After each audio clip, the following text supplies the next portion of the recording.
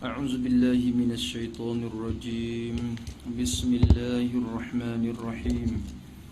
الحمد لله رب العالمين، والصلاة والسلام على أشرف المرسلين سيدنا محمد وعلى آله وصحبه أجمعين. رب اشرح لي صدري ويسر لي أمري واحلل عقدة من لساني يفقهوا قولي.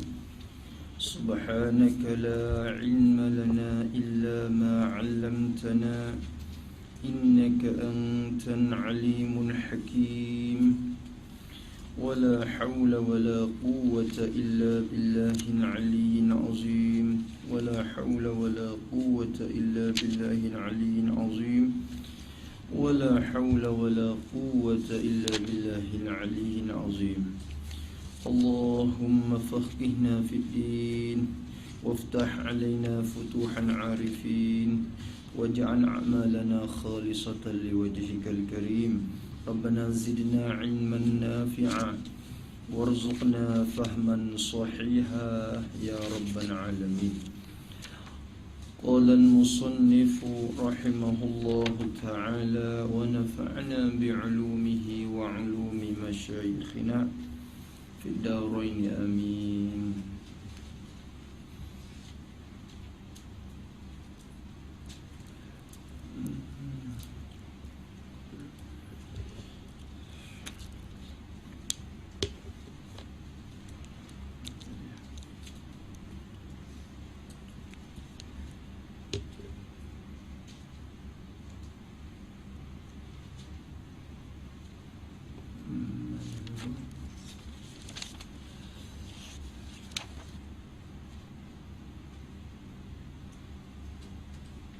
Tengok baca dulu sikit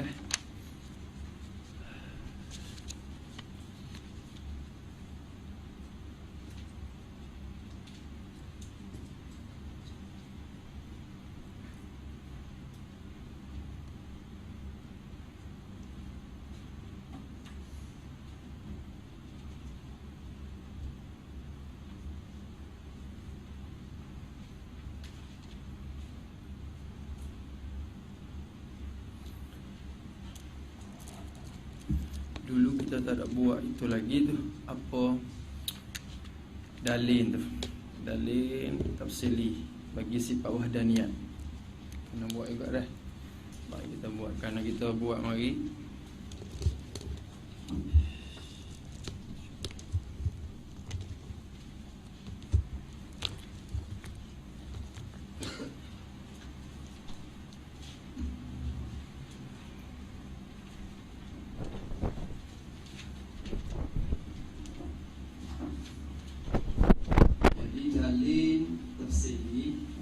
sifat wahdaniyat. Kita kata kalau ingin dengan secara ijma', maknanya dengan cara umum. Dengan sebab dulu musannaf ya terperinci satu persatu. Kalau sekiranya gini-gini kita bagi banyak, maka kita kata kalau Allah Ta'ala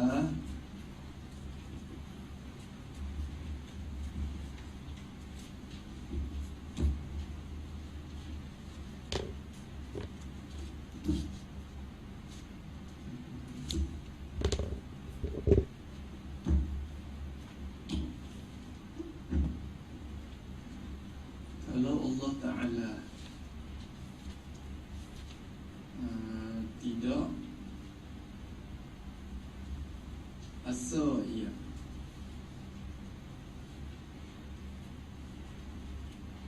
kalau Tuhan tak bersifat dengan wahdaniyat, maknanya kalau Allah Ta'ala tidak as-sa', sama ada as-sa' pada zat ke sifat ke af'an, tidak apalah ni cara umum. Kalau Tuhan tidak as-sa', tentulah berbilang-bilang dia.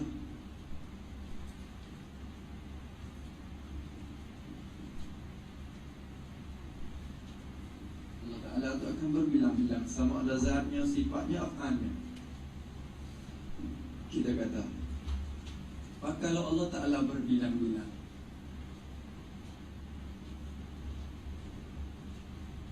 Kalau Allah Ta'ala, maknanya kalau Tuhan itu berbilang-bilang.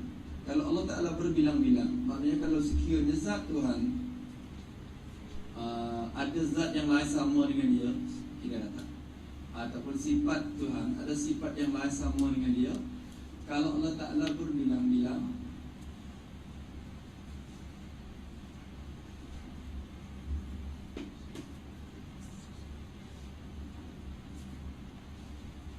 sama ada pada zat sifat af'al.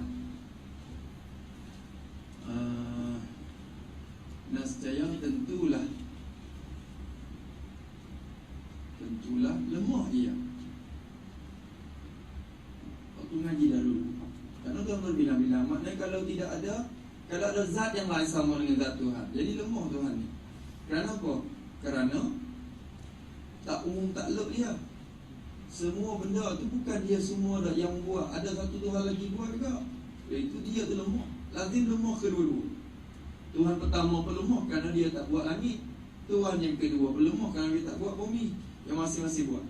Dia lazim lemah. Lemah tu kena tilik kepada dalil kita mengaji semalam tu. Lemah sebab apa? Waktu kembali kepada huraiyyah, masa Allah muafakat persalahan dulu.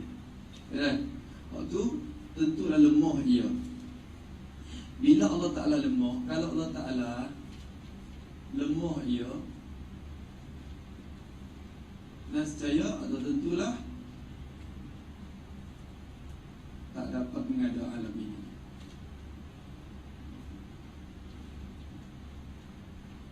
Tak dapat mengada alam ini.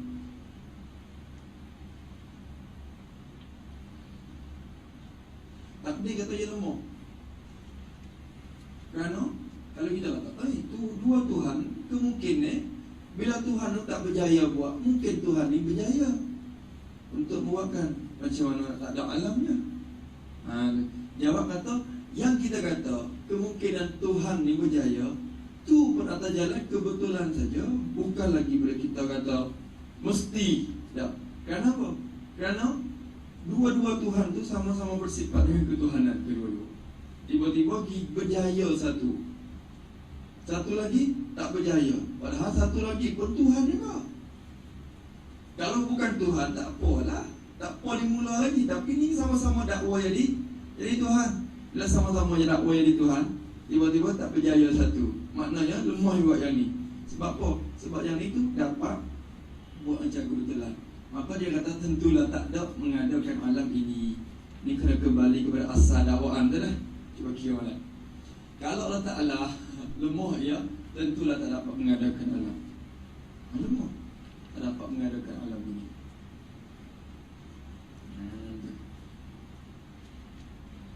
Kawannya tu. Lepas tu kalau tidak dapat mengadakan alam ini, kalau Allah Ta'ala malahlah banyak-banyak. Kalau Allah Ta'ala tak dapat mengadakan alam ini,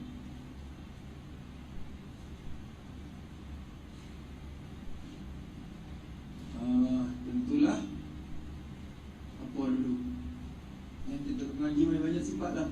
Sama ya, bila sampai sini tu sama ya. Sebab apa? Dan saya tentulah tiada alam ini. Bila Tuhan tak dapat mengadakan alam, tentu alam ini tak ada.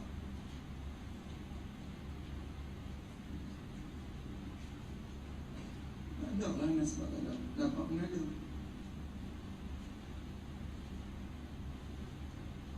Alam ini tak ada.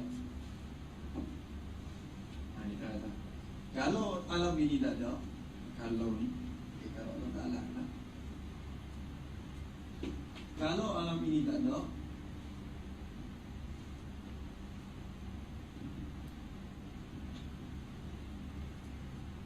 mustahil. Tentulah mustahil. Tak boleh jadi.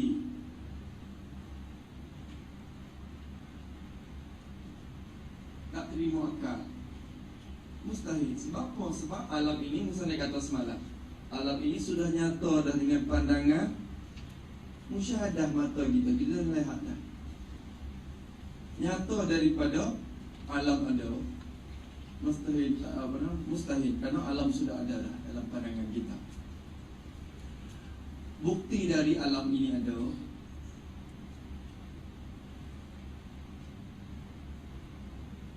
Adanya alam ini. Bukti dari adanya alam ini, bila adanya kena sebab kita nampak, tentulah ada yang mengadakan dia.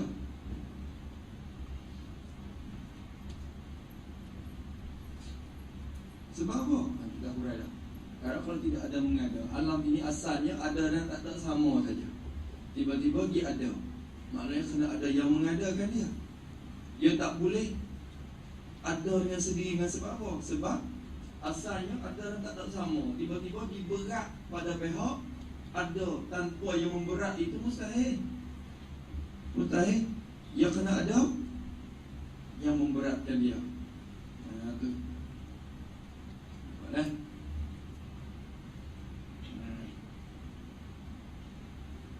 Lepas tu ada yang mengadakan dia. Boleh apa orang ni? Tengok hal ni jadi kok je ikut lain. Dia mengadakan dia. Nyata daripada ada yang mengadakan dia.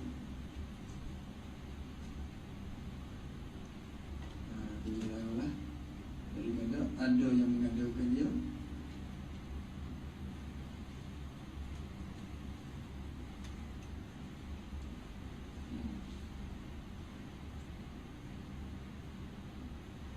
Ya kok ni tukar masa tengok orang lain tukar. Jadi kok cacing. Nyata ada yang mengadakan dia. Kalau bagi-bagi apa, jadi kok. Itu kok. Tengok-tengok ada dia jadi tukar. Ada nyata daripada ada yang mengadakan dia, tentulah yang mengada itu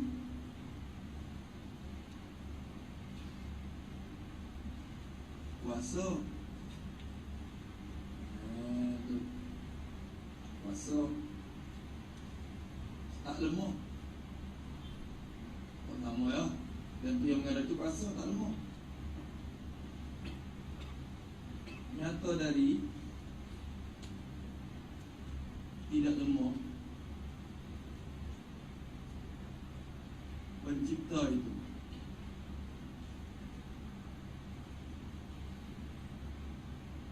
Tak lemah pencipta itu. Tentulah apa? Tentulah tak berbilang-bilang. Tentu tak berbilang-bilang. Kerana apabila berbilang-bilang akan membawa kepada lemah, melazimkan lemah. Bila kata tak lemah, mesti tak berbilang-bilang.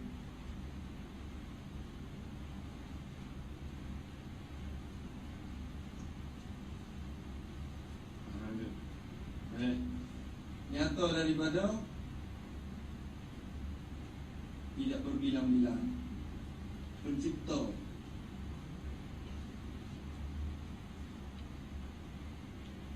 Pencipta itu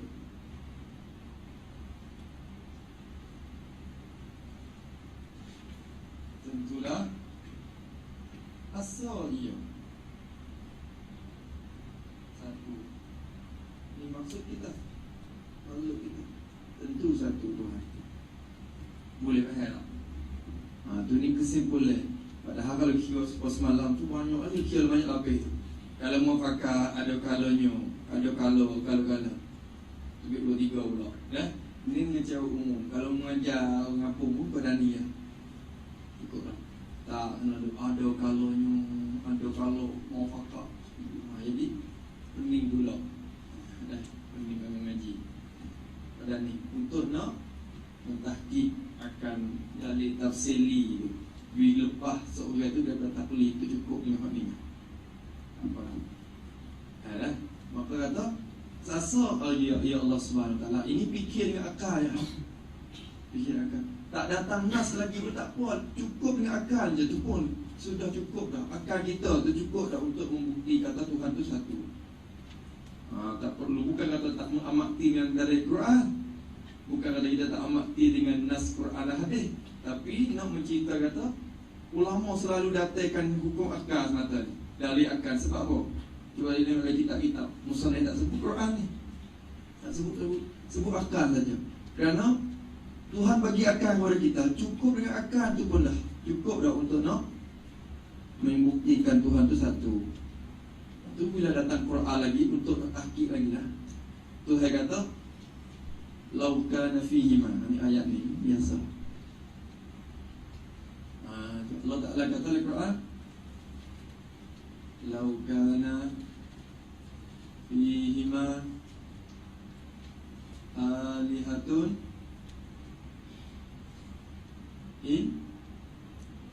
illallah lafa sadata.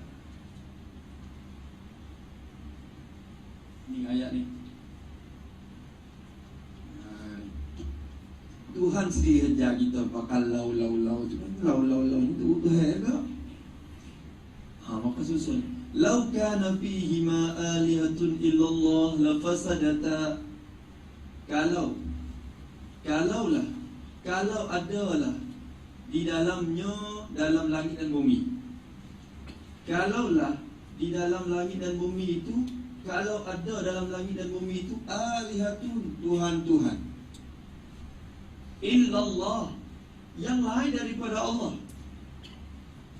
lafasadata, nascaya rusak dan binasalah kedua-dua langit dan bumi itu. Tu ini asal untuk nak tatbikkan dari tamanuk semalam. Itu keluar. Maka sini ulama i'rab memberi nak i'rabkan lafaz illa. Jadi di illa ni apa makna? Yang ulama bahas tentang makna dia. Lau kana fihi ma alihatun illallah la fasadata. Kalau ada dalam langit bumi itu ada Tuhan yang lain daripada Allah, tentulah binasa dan rusak kedua-dua langit dan bumi itu. Ulama kata illa itu bermakna ghairu. Tidak sah kita pakai illa, ada istisna. So, kalau kita pakai illa dengan mana malaikan atau kecuali, pakai ada istisna, akan rusak makna dan membawa kepada menafikan tauhid pula. Ada hebat situ. Ni tulis lagi ni, tadi.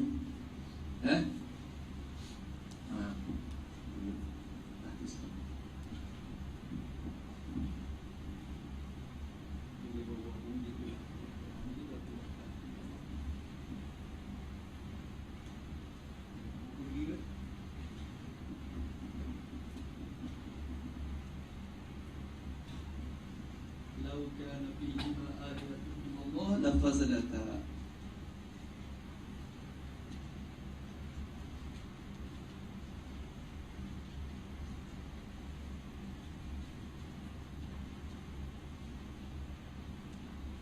Illallah la fasadata.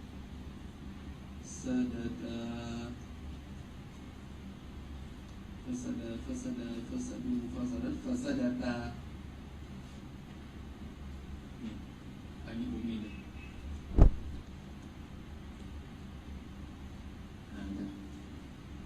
Alihah jamak pada ilahun tu lah. Ilahun Tuhan, alihah beberapa Tuhan-Tuhan. Kalau dalam langit dan bumi itu ada Tuhan-Tuhan, ada beberapa Tuhan.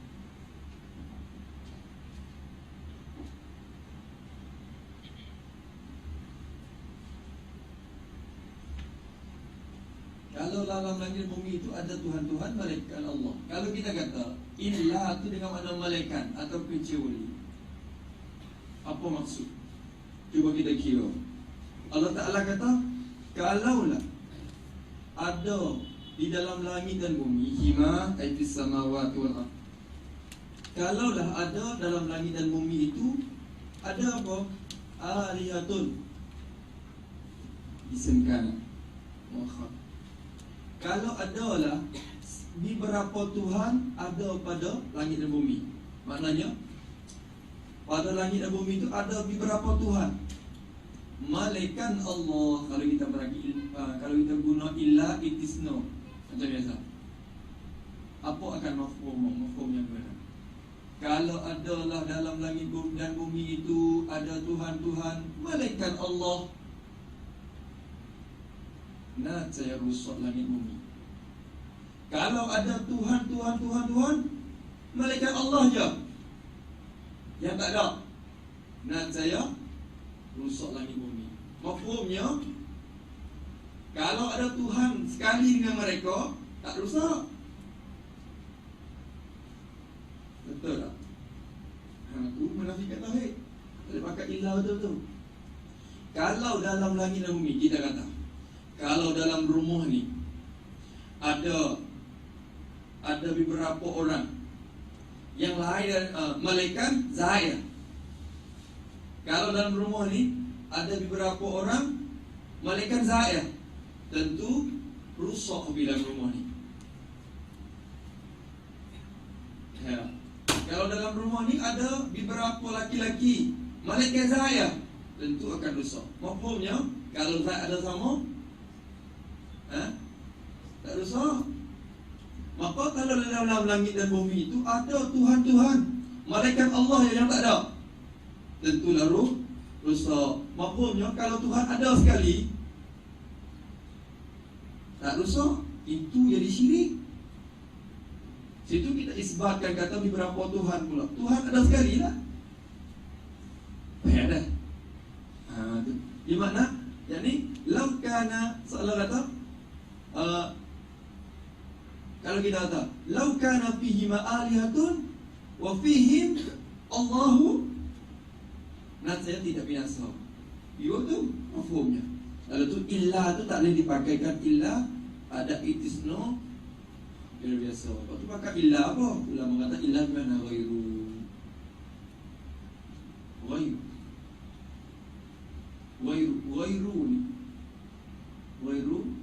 Arab jadi apa? Sifat bagi ilah, alihah. Sifat. Apa makna? Kalau dalam langit dan bumi itu ada Tuhan-Tuhan yang lain dari Allah. Kalau ada Tuhan yang lain dari Allah, binasa langit bumi itu, tentu akan rusak. Kenapa? Akan membawa kepada tamanuk. Kalau ada Tuhan yang lain pada Allah, berarti Allah je yang ada. Kalau ada yang lain pada Tuhan, itu barulah kena. Boleh tak faham tak? Itu makna ghairu. Di makna ghairu. Jadi, lau kana fihi ma alihatun ghairullah. Makna gitu. Illa bi makna ghairu. Boleh faham? Kalau gitu sini ayat tu kena terjemah tu kena tahu tak?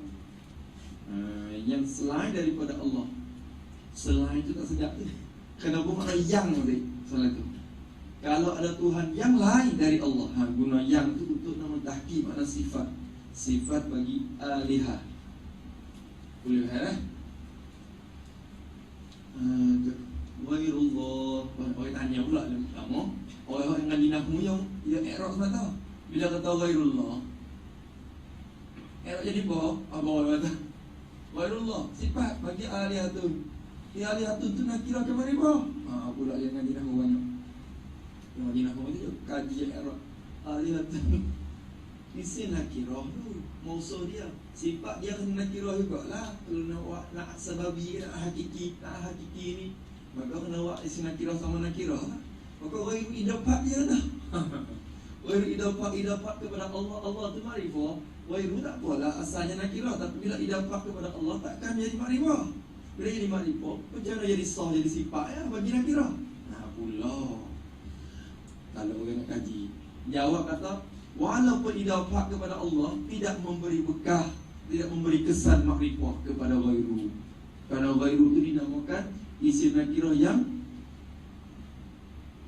yang mutawaghilun fil ibham. Isim nakirah yang sangat mubalaghah dan melampaui pada kesamarannya.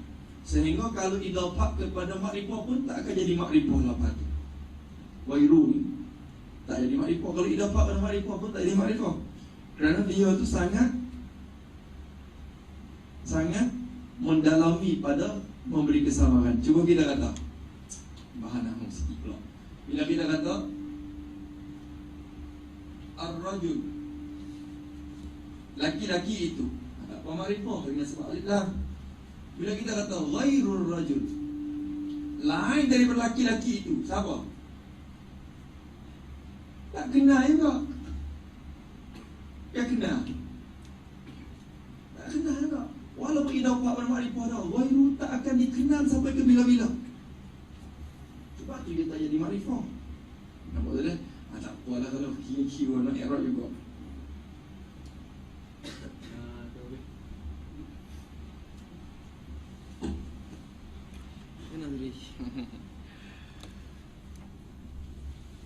Itu dia sifat wahdaniyat.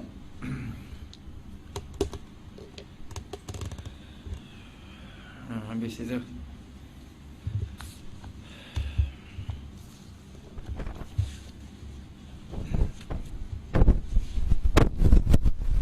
Masalah dalam mukhalafah tu, kalau kita sempat masa kita kalau tak sempat kita tangguh pula. Gitu. Tapi kalau kita tupu kepada hak tu, tak ada juga lah nak mengaji. Tak ada nak mengaji pula. Soalan tambah lagi. Tu.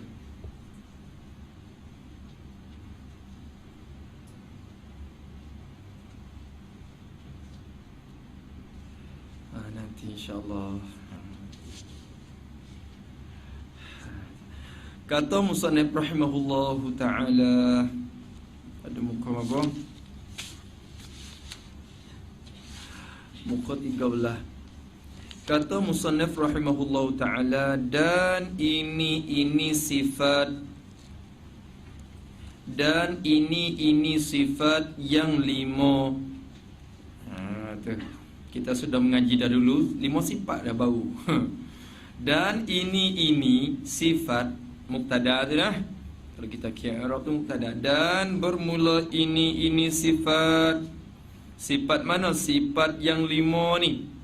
Bila sebut kata sifat yang 5, sifat apa? Ini sifat yang 5 tu sifat apa? Salbiyah. Salbiyah. Ada apa? Apa? Campur dengan nafsiyah jadi 6. Kidam, baqa', mukhalafah, qiyamuhu, wadaniyah. Kalau itu 5 tu nak kepada sifat salbiyah. Kena tulis pula ini sifat yang 5, yakni iaitu kidam, baqa'. Tulis untuk nak terai lagi. Senang ya. Kalau kita tulis je senang pula. Dan ini sifat yang 5, yakni sifat kidam, baqa', mukhalafatuhu lil hawadis, qiyamuhu bin nafsi, wahdaniyah. Tu tulis. Aku tak tulis dah, aku tahu dah. Tahu dah pun kena tulis. Tulis tak apa. Dia tak rugi, kan rugi tu tak balas pun. Allah Ta'ala balas. Tiap-tiap huruf tu dapat balasan. Ada balasan tu. Niat lebih molek ya. Niat lebih baik. Tu. Dawat aku ni, kolam aku harga mahal ni. Ibu nak tulis tu kena penting sungguh. Tu. Kalau kita beli kolam pen kita, kalau harga 10,000, tak apalah, tak tulis tak apa. Takut parok. Tapi kolam ni berapa genih ya. Maka tak rugi tak rugi. Dan iaitu kita kata kidam, baqa', mukhalafah lil hawadis, qiyamu bi nafsi wadaniyah. Ini sifat yang 5, musannif kata. Tu mubtada. Khabar di mana? Dinamakan dia. Tu khabar. We faham mubtada khabar dulu. Kalau kita mengaji ni, kena tahu mubtada khabar. Tak apa, jadi faham masalah lah. Yang lain pada tu kira semula pula. Ini sifat yang 5, ambil daripada kidam sampai kepada wadaniyat ni, semua tu dinamakan dia akan ini sifat. Dinamakan dia akan ini sifat. Siapa dia letak nama? Siapa dia letak nama? Ulama usuluddin. Sebab tu misalnya kata dinama tu pada istilah mereka itu ulama mutakallimin ataupun ulama usuluddin. Dinamo akan dia akan ini sifat, dipanggilkan dia akan ini sifat, dipanggil dan dinamo tu pada istilah. Apa istilah? Istilah tu apa? Istilah tu apa? Istilah dah. Istilah tu bahasa Arab, istilah bahasa Melayu tu apa? Istilah.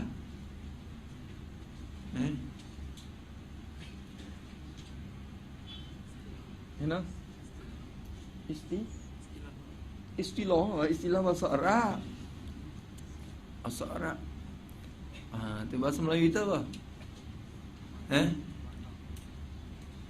Apa? Tak boleh royak juga ni. Orang tak mengaji, kalau dia dengar istilah tu dia tak tahu ke? Kita tak apalah, kita dalam keadaan mengaji ni kita sebut istilah tu kita faham dah. Tapi orang tak mengaji langsung tu dia sebut istilahnya apa pula? Istilah dia tak faham. Istilah. Apa istilah? Makna. Lain. Makna lain. Kadang satu kelima, kadang-kadang banyak istilah. Istilah. Ya makna satu, ya asalnya. Tapi bila turut mengikut istilah ni yang ni pula. Sebab al-kalam. Al-kalam tu mengikut istilah tu. Al-kalam, kalau kita kata istilah ulama lahu wa lafzun murakkabun mufid bi wada'. Kalau al-kalam mengikut istilah ulama usuluddin, sifatun wujudiyatun qa'imatun bi dzatihi ta'ala. Al-kalam mengikut ulama usul tafsir, kalam wa kalamullah ta'ala al-munazzal ala nabiyyina Muhammad sallallahu alaihi wasallam. Kalam tu. Ya tak? Kalam mengikut ulama fiqh apa? Ma yubtilus salat, ma yubtilus salat biharfin aw harfaini tu. Itu kalam tu. Kalam yang membatalkan sembahyang dengan satu huruf yang memberi faham atau dua huruf. Itu kalam enggak? Sebab tu kitab fiqh setengah daripada yang membatalkan sembahyang al-kalamu amdan. Kalam apa tu? Istilah. Istilah tu apa? Istilah ni apa? Kalau istilah mengikut bahasa Arab, ittifaqu ta'ifatin makhsusatin ala amrin makhsus. Tak ada. Muafakat atau bersetuju oleh satu golongan yang tertentu di atas satu pekerjaan yang tertentu. Itu pada maknanya. Satu golongan di situ ialah ulama. Kalau kita kata ulama nahu, ulama nahu tu dia pakat, dia bincang sama dia. Kita sorak dulu, an-kalam ni kita nak beri arti apa? Buat muafakat ulama nahu kata an-kalam tu wa lafzun murakkabun mufid bi wada'. Okey. Apa? Ni. Maka istilah tu kalau kita bahasa Melayu persetujuan ataupun pakatan. Boleh kata gitu. Dinamo dia akan sifat-sifat ni pada persetujuan dan pakatan mereka itu ulama mutakallimi, ulama usul ni. Mereka ulama usul ni sudah bermuafakat dah. Kata kita akan panggil kalimah sifat ni dinamo dengan sifat-sifat salbiyah. Ulama kata panggil salbiyah. Kita panggil salbiyah sini. Tu. Maka bila sebut salbiyah, ulama ulama usuluddin kata salbiyah, apa maksud mereka itu? Kita nak tahu. Faham dah? Tak apa mubtada khabar kita faham dah. Tu kita nak baca supaya pula lah.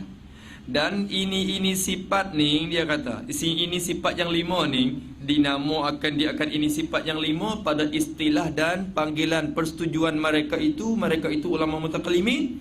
Dinamo dengan dinamo dengan sifat-sifat salbiyah. Ulama panggil sifat-sifat salbiyah. Sebab apa ulama letakkan nama sifat salbiyah? Supaya mudah berhadap hati dan menugas kepada jenisnya.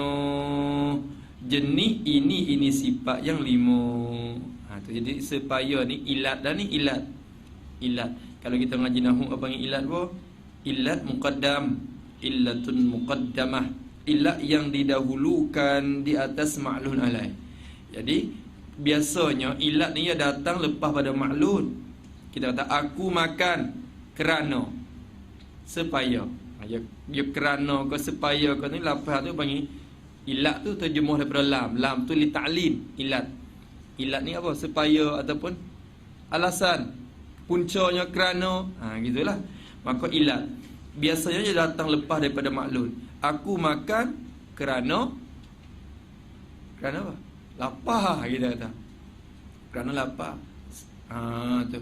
Aku makan, aku tidur kerana tu. Maka kerananya kembali kepada maklul, dia belum pada tu. Maka sining dah. Sining tu ambil tak dulu. Orang panggil ilat muqaddam. Ilat yang didahulukan daripada lafaz dinamo. Dinamo itulah sebenarnya dia takluk kepada lafaz dinamo di belakang tu. Tak apalah situ. Maka musannif kata ini sifat yang 5 dinamakan dengan sifat salbiyah. Sebab apa dinamakan dengan salbiyah? Supaya tu jadi supaya tu. Supaya mudah berhadap hati. Jadi mudah kita tuju hati. Dan menugas ni apa? Sama juga ni atau tafsir ni. Tafsir kepada lafaz berhadap hati. Menugas ni tuju. Ataupun kita kata tilik hati. Tu menteliti. Jadi supaya mudah berhadap hati dan menteliti ataupun menuju hati ataupun menilai hati kepada jenisnya. Jenis bagi ini sifat. Hai tu dah. Ulama letakkan sifat ma'ani. Sebab apa? Sebab nak lebih mudah kita hadap kepada jenis dia. Ni 7 ni sifat ma'ani dah. Bila sebut ma'ani, tergambar 7 sifat.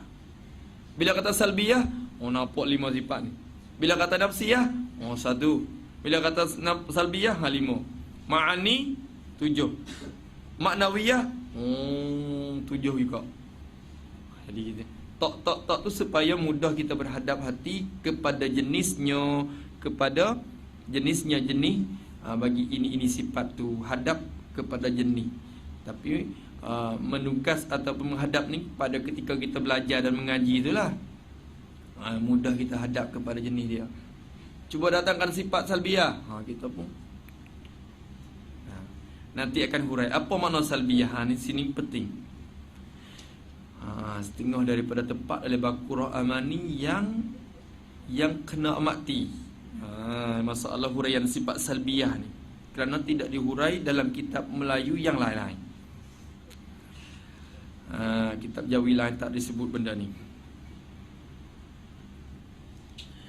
Maka musannif kata dinamakan tu pada istilah mereka itu, mereka ulama usuluddin, dinamo dengan sifat-sifat salbiyah. Nama salbiyah. Apa sifat salbiyah? Ni kena hurailah ni.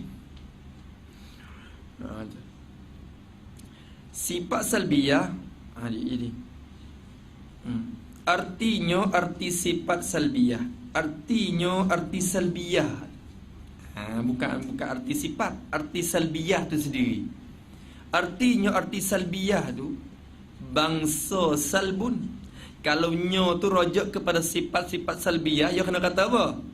Artinya arti sifat salbiyah yakni sifat-sifat bangsa salbun. Tu barulah kita buat nyo rujuk kepada sifat. Tapi ni nak tafsirkan makna salbiyah saja ya. Dinamakan dengan sifat-sifat salbiyah. Apa salbiyah? Artinya arti salbiyah ni bangsa salbun. Pula sini bangsa salb. Kerana ya tu ya nisbah. Salbi ya tu ya unisbah.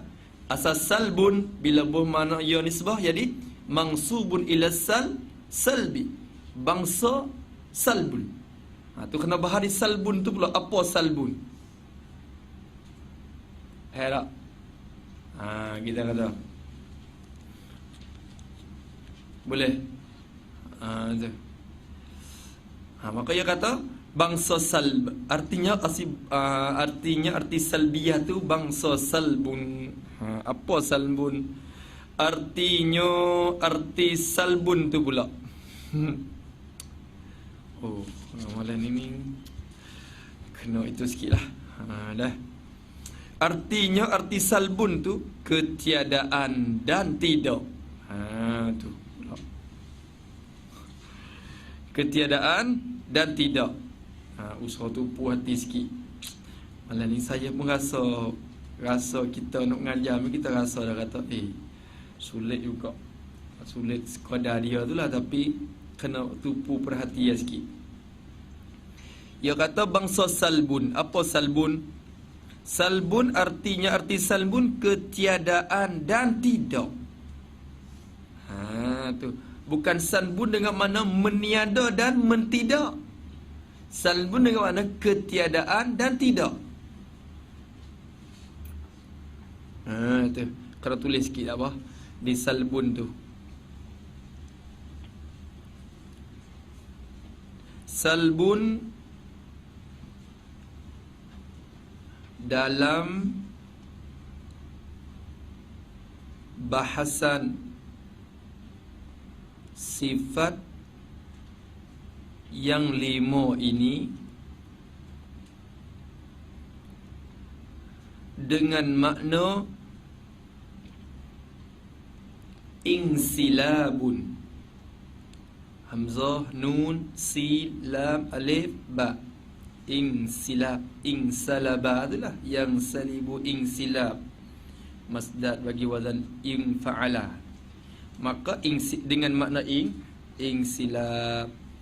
Begitu juga, tulis nama sikit. Begitu juga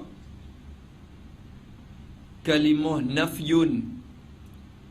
Kalimah nafyun, nafyun tu dengan makna intifa. Wazan sama intafa yang tafi intifa. Hamzah, nun, ta, fa, alif, hamzah. Intifa. Maka salbul itu artinya ternafi dan tertidak. Ternafi dan tertidak.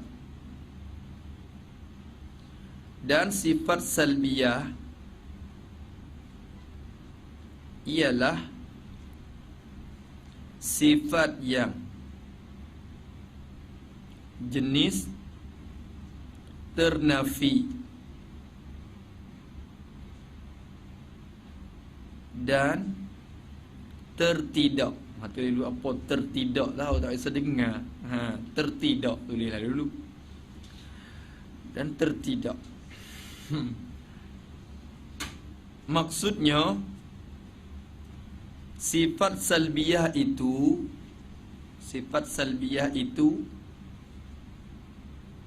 ialah nama bagi ternafi perkara-perkara yang tak layak dengan Tuhan, seperti qidam, sifat qidam itulah kita dah. Seperti qidam. Maka qidam ini ialah sifat salbiyah, yakni sifat yang jenis ternafi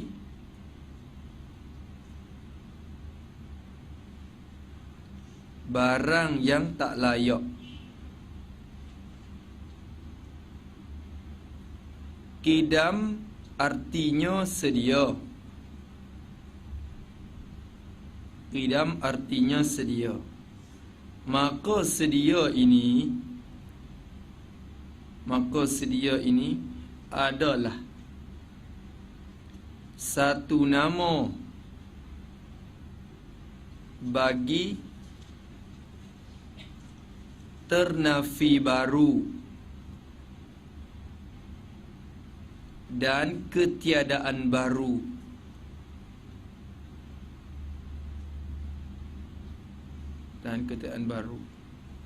Kerana baru itu ialah barang ialah barang yang tak layak dengan Tuhan. Ialah barang yang tak layak dengan Tuhan. Ada tak tu? Tu. Boleh. Dia kena baca sopannya sikit ni dah. Turi baca Turi. Ikutlah siapa dia seorang. Tu. Boleh baca. Sikit apa? Apa?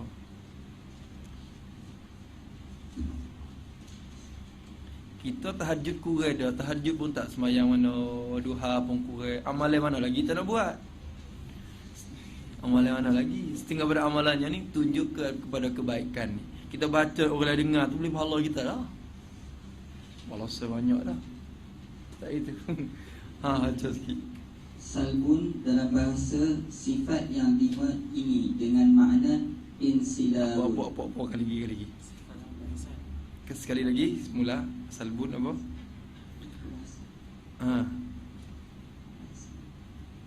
Salbun dalam bahasan sifat yang 5 ini dengan makna insilabun. Dalam bahasan sifat 5 ni, ambil dikidam sampai wahdaniat.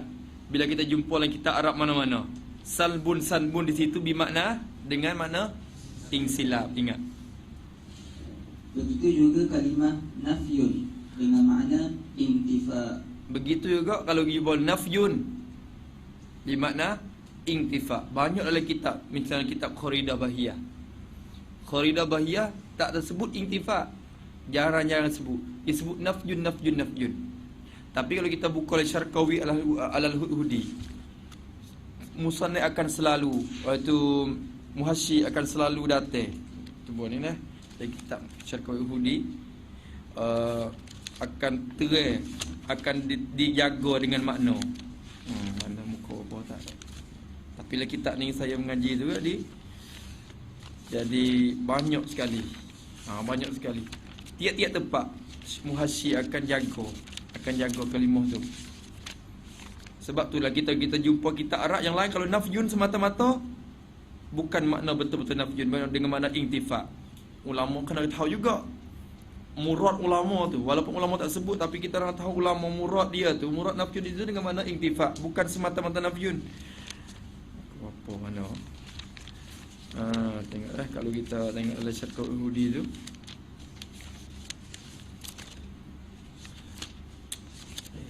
Dia tak jaga. Ambil kitab saja dah tengok dulu dah. Ya ada satu pembahasan sifat salbiyah. Wasalbiyatu hiya ma dallat ala nafyi ma la yaliqu billahi jalla wa azza. Ya, wasalbiyatu hiya ma dallat ala nafyi ma la yali. Ala nafyi itu perkataan siapa? Itu hak Imam Abdullah Syarqawi. Bukan hak Imam Abdullah lagi. Syekh Abdullah Syarqawi ni ya hasyiah di atas Al-Hudhudi tu. Imam Al-Hudhudi, Al-Allamah Al-Hudhudi, ya hasyiah di atas, ya syarah di atas mata Sanusiyah. Maka Imam Al-Hudhudi kata wasalbiyatu hiya ma dallat ala nafyi ma la yaliqu billah. Maka Syekh Abdullah Syarqawi kira dalam tu. Ma dallat ay dilalatan mutabaqatan ala nafyi ay intifa. Nafyi ay intifa. Nafyi ma la ay intifa ma la yali. Selalu datang. Kalau kita tengok lagi nafyun ai intifa. Muka sana lagi ada nafyu intifa, nafyu intifa. Maka faham di situ nafyu bermakna intifa. Faham situ dulu. Lepas tu nanti kita bahas mula. Faham situ dulu. Maka sini guru kata, ni dalil ni pada ambil sini kerana nafyu itu ada dua makna. Pertama makna ternafi. Maka inilah yang dikehendaki di sini. Keduanya makna menafi dan menolak. Maka hak ni bukan yang dimaksud dalam pembahasan 5 sifat ni. Ingat terjaga tu. Maka dalam kitab Faridah ke dalam kitab ulama Jawi dulu-dulu, kebiasaannya bila sebut kata sifat salbiyah ialah sifat yang menafikan. Cuba tengok dalam Faridah. Apa salbiyah? Salbiyah ialah sifat yang menafikan barang yang tak layak. Menafi bukan makna menafi, kena takwil itu. Menafi yakni ternafi. Beza menafi dengan ternafi. Nanti akan tahu perbezaan depan lagi. Maka baca sikit lagi. Maka sadab itu artinya ternafi dan tertidak. Salbun tu mana? Ternafi, dia mana insila. Ternafi dan tertidak. Dan sifat salbiyah ialah sifat yang jenis ternafi dan tertidak.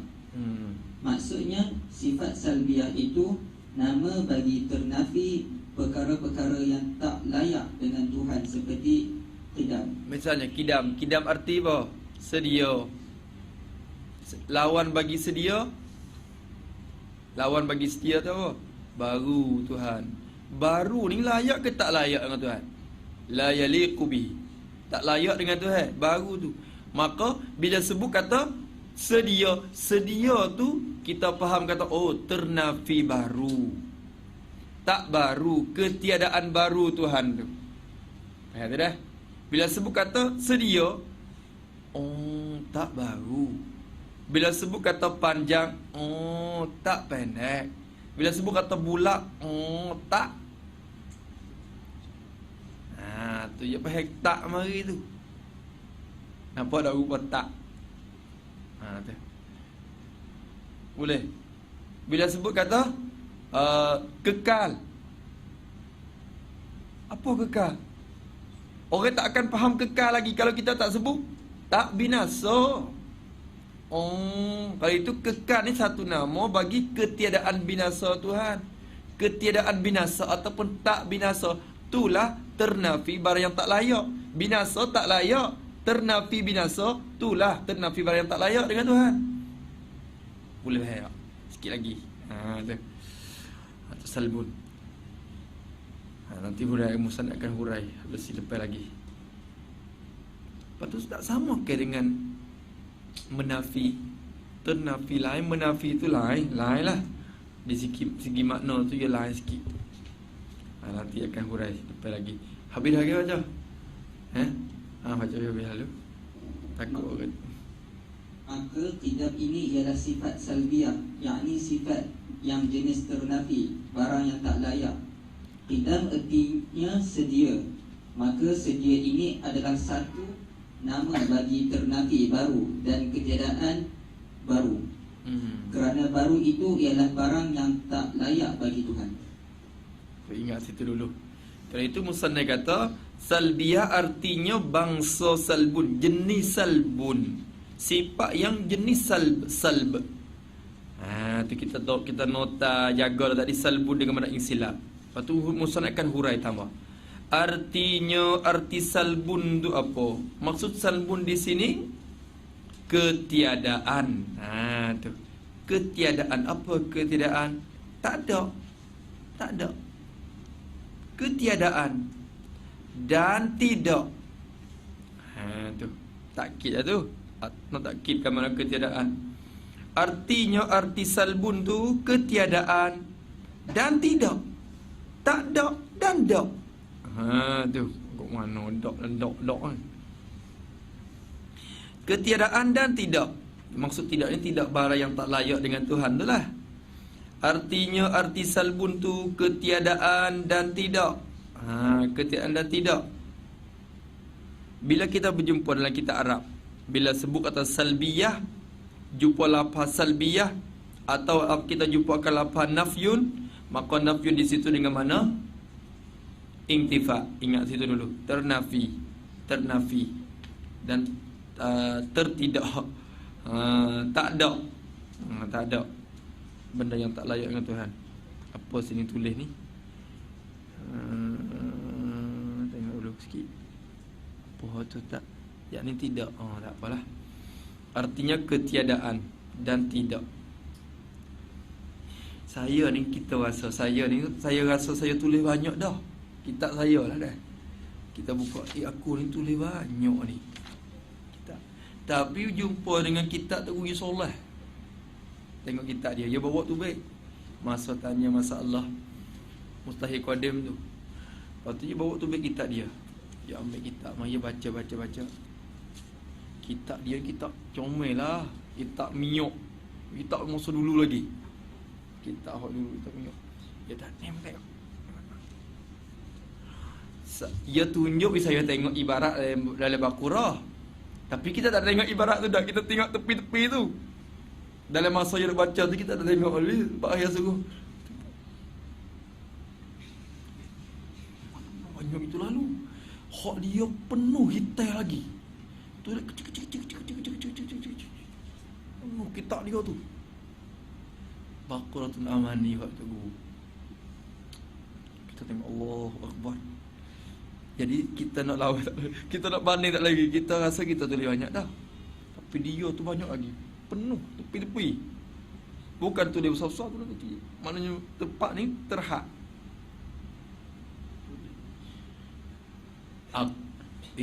Mana banyak. Aku mengaji kepada 7 kali. Tu kata. Aku mengaji kepada 7 kali.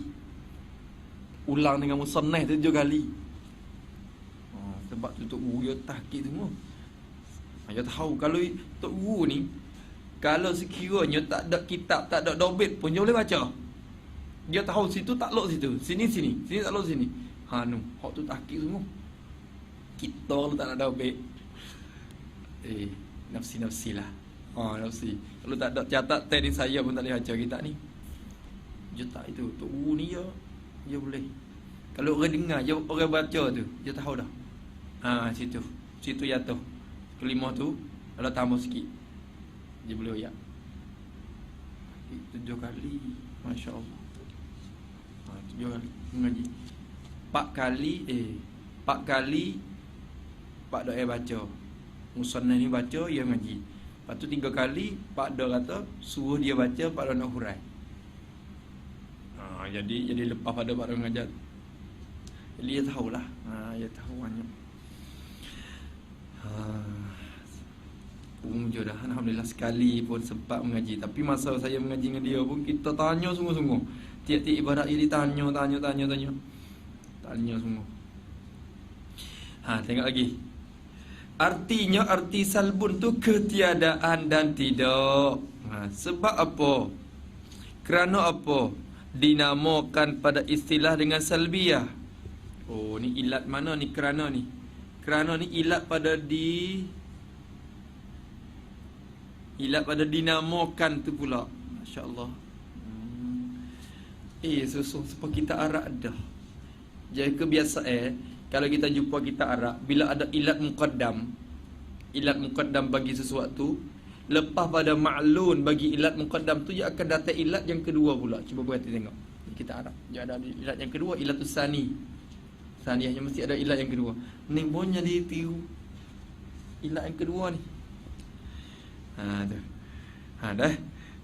Kerana adalah hakikat tiap-tiap satu daripada 5 sifat tu. Ilat ni. Kerana apa dinamakan akan 5 sifat ni dengan sifat salbiyah? Sekarang lah ni, jangan tupu perhatian kepada makna salbu lagi. Kita tak tepi dulu makna salbu. Kita bahas lagi. Tupu kepada ilat semula. Sebab apa dinamakan sifat yang 5 tu dinamakan sifat salbiyah? Sifat yang ternafi perkara yang tidak layak dengan Tuhan. Kerana adalah hakikat ataupun mafhum. Tu hakikat di sini mafhum lah. Mafhum ataupun makna. Makna bagi madelun tu. Kalau kita hakikat bagi insan tu apa? Hayawanun natik. Mafhum dia tu lah. Kerana adalah hakikat ataupun mafhum tiap-tiap satu daripada 5 sifat ni. Benda yang kita faham bila kita sebut tiap-tiap satu daripada 5 sifat tu, hakikat dia tu apa? Mafhum dia tu apa? Bila sebut kidam, apa yang kita faham?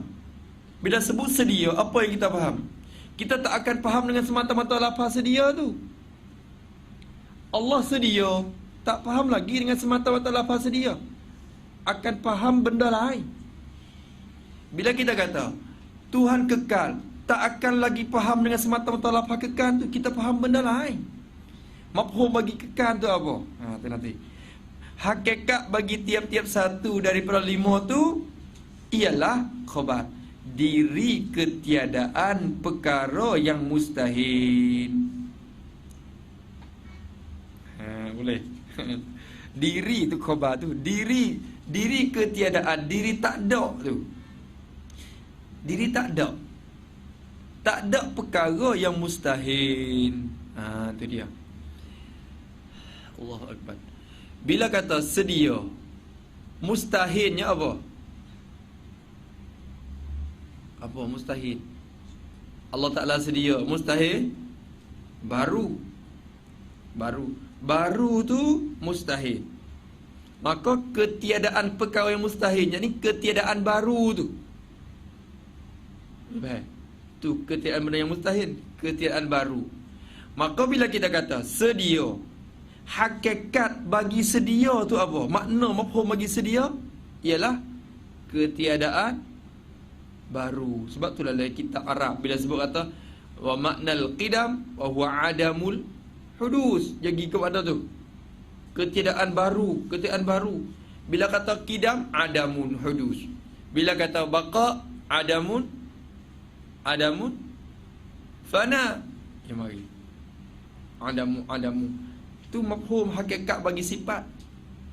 Sifat tu tak serupa dengan tak serupa dengan kudrat. Bila kata kudrat, adamun ajzi. Tak, kudrat sifatun wujudiyatun, dia tupu kepada diri sifat. Tak? Bila sebut kudrat, tupu ke diri sifat, sifatun wujudiyatun qaimatun bizatihi ta'ala sampai akhir. Bila kata iradat, sifatun wujudiyatun, tupu ke diri sifat. Adapun bila sebut salbiyah yang 5, ia tak tupu ke diri sifat, ia tupu kepada ketiadaan benda yang tak layak di Tuhan tu. Boleh faham? Tupu ke itu. Bila kata sedia, dia tupu ke tak baru.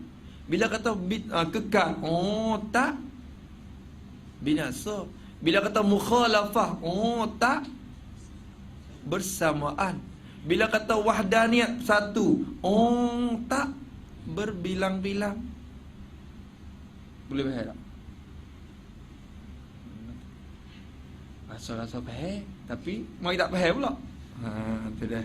Tu keadaan mengaji tu rasa dia dah. Nampak macam-macam faham. Tapi selepas pada tu tak faham pula. Sekali lagi. Sini kan hurai bila kita baca Baqarah ke baca Faridatul Faraid ke apa semua, bila sampai di ibarat menafi tu kena hurai halus sikit. Kerana ada bukan bina atas hakikat lafaz tu tak. Musannaf terjemah betul-betul menafi. Tapi maksud pada yang kata bukan menafi. Kerana nafyun di situ bukan makna semata-mata menafi, makna yang intifa, ternafi. Faham ternafi? Nanti dulu. Tak habis kitab pula. Hanya kata hakikat tiap-tiap satu daripadanya itu ialah diri ketiadaan perkara yang mustahil. Apa perkara mustahil sini? Perkara yang mustahil daripada perkara-perkara yang mustahil yang 5 macam. Daripada tu nak bayan tu pada perkara yang mustahil tu. Perkara yang mustahil di sini, perkara yang mustahil daripada perkara-perkara yang mustahil yang 5 macam tu. Yang 5 macam. Apa yang 5 macam tu? Tulis itu. Yang 5 macam, iaitu baru Allah Ta'ala, binasa Allah,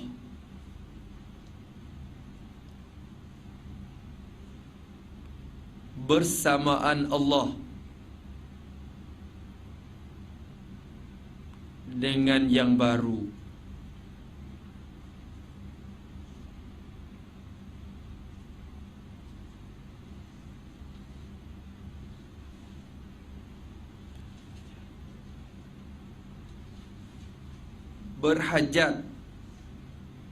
Berhajat kepada yang menjadi,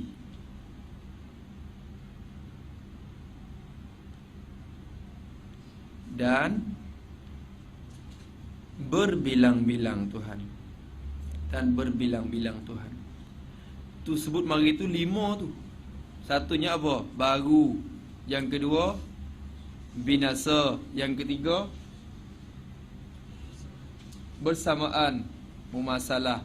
Yang keempat berhajat. Padahal situ ya 2 mafhum. Berhajat kepada tempat, berhajat kepada zat yang menupan, dan berhajat kepada yang menjadi. Ya 2, tapi kita reka atas berhajat kepada yang menjadi. Gitu. Lepas tu yang kelima berbilang-bilang. 5 macam tu ialah yang mustahil, yang 5 macam. Tu panggil sifat yang mustahil, yang 5 macam tu.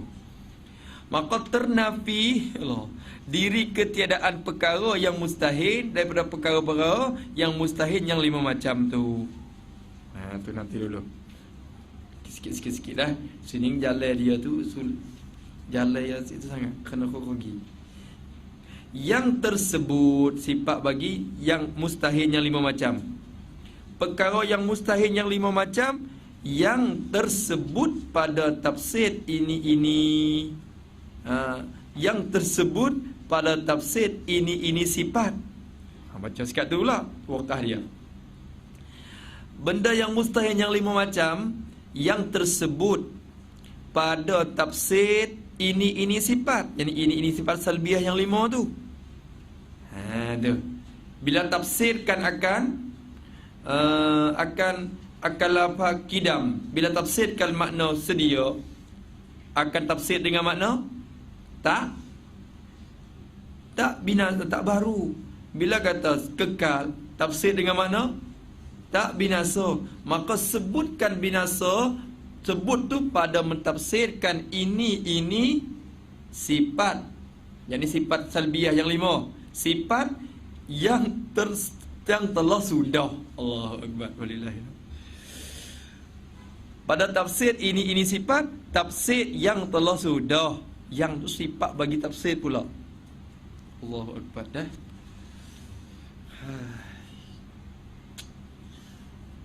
Susah juga ni nak baca pun.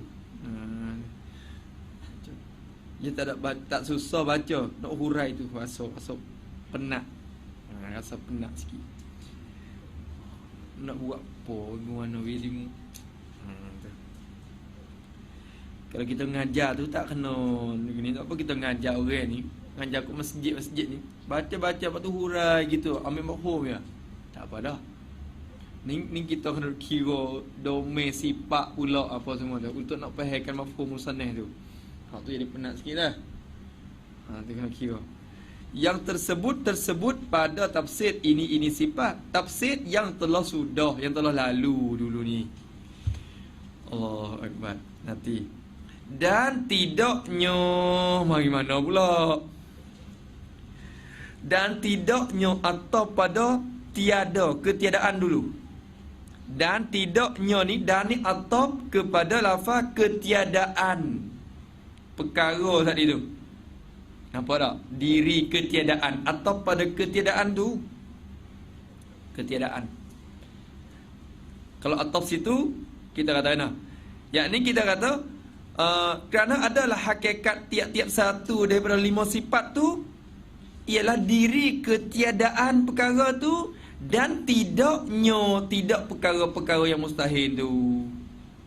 Tafsirkan saja tu, tafsirkan makna ketiadaan tu. Tu. Kalau ada dia tak faham selalu, tapi kita tulis dulu, ambil pergi fikir. Fikir. Apa tidak? Akan faham insya-Allah. Esok tu duk makan nasi pagi-pagi ke? Oh tidak. Ya nampak tu. Tu kau duk fikir, duk makan roti ke makan apa ke? Pagi-pagi ya nampak mudah. Lepas tu belum tidur ni boleh fikir kak. Fikir tu untuk nak ulitkan tidur ya. Dia akan mudah jenera. Mudah kita mengantuk sikit kalau kita fikir ni. Oh tidak.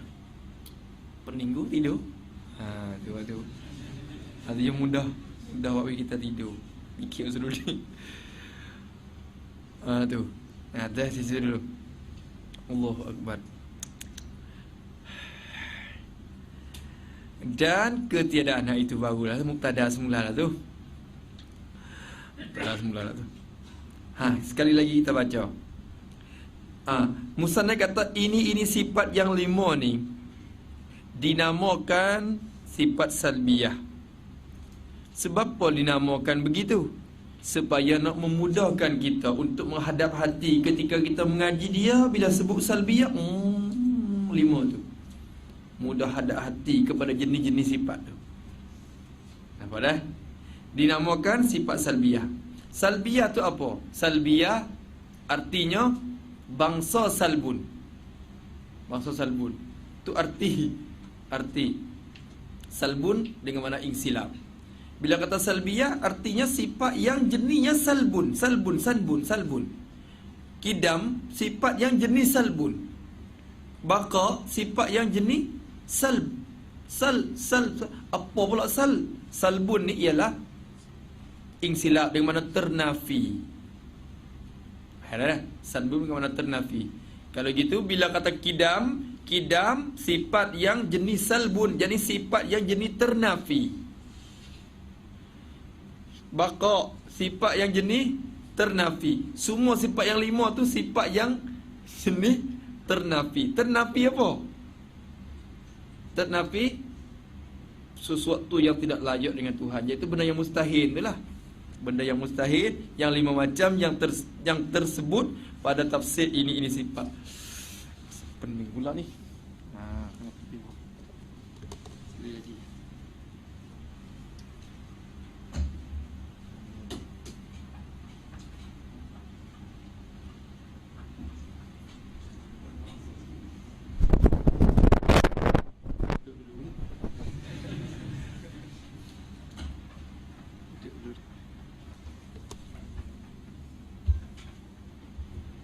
Lama juga.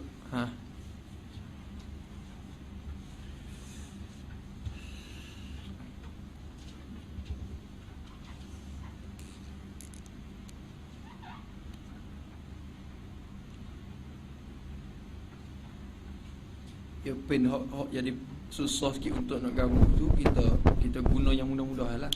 Yang mudah untuk nak itu. Hok item ni payah sikit. Baik kita cari hok item yang lain pula. Ganti untuk nak merengkas masa kita, jimat masa kita. Tu guna masa dah tu. Seminit tu ada harga tu. Seminit ada harga.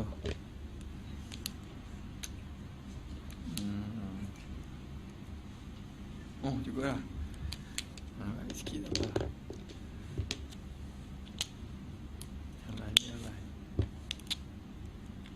Buku hak tu lah ya.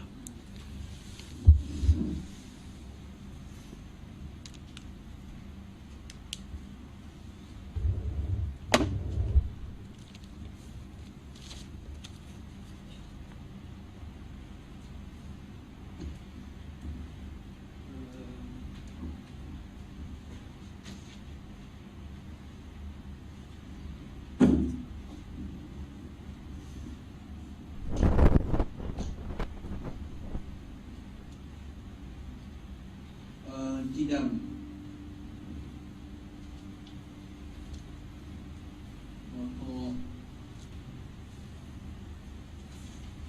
mukhalafah al-hawadis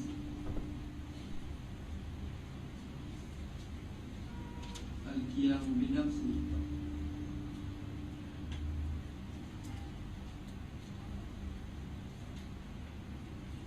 wahdaniyah.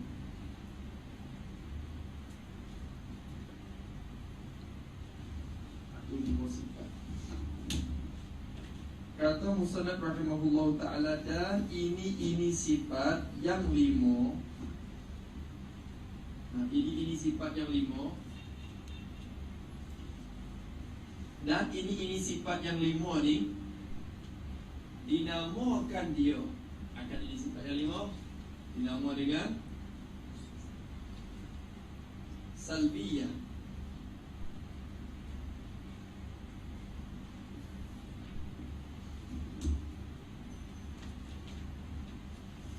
Dinama dengan salbiyah.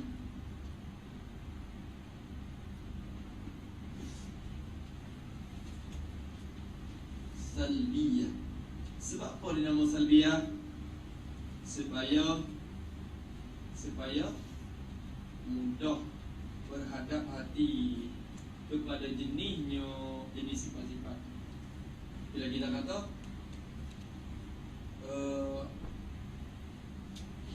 kidam, kidam ni sifat yang jenisnya ternafi benda yang tak layak dengan Tuhan. Cuba datangkan sifat salbiyah, kita hadap kepada jenis dia dengan mudah. Maka letakkan nama tu untuk mudah gitu je. Istilah tu sebab tu sifat ma'ani pun sebab tu. Sifat ma'ani pun dipanggilkan ma'ani supaya nak ulama letakkan nama ma'ani kerana nak dimudahkan kita tuju hati kepada jenis sifat tu. Boleh lihat situ. Lepas tu apa makna dia?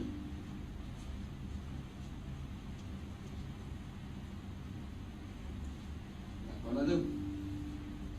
Maka kidam ni sifat salbiyah,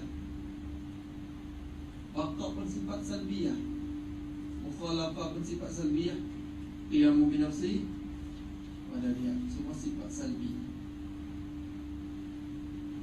Salbiyah semua.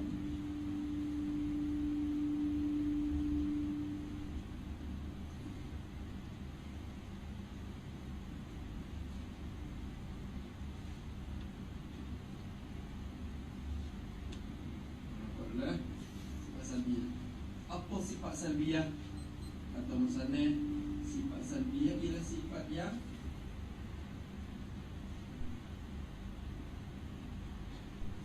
apa?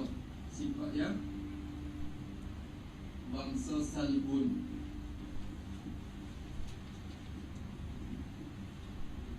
Jenis salbun. Apa salbun? Salbun artinya ketiadaan dan tidak.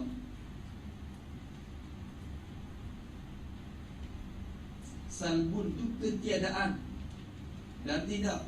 Kalau begitu sifat salbiyah maknanya sifat yang bangsa ketiadaan dan tidak.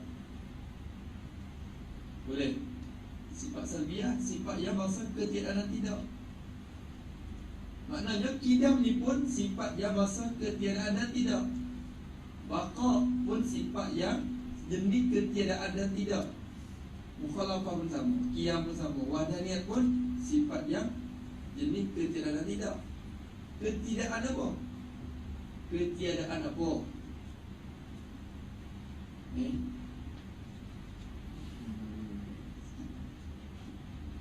ketiadaan apa? Ha?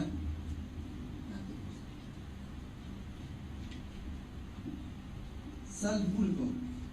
Hak tu makna salbun saja. Yang saya sebut tu. Yang saya sebut salbun tu makna ketiadaan dan tidak.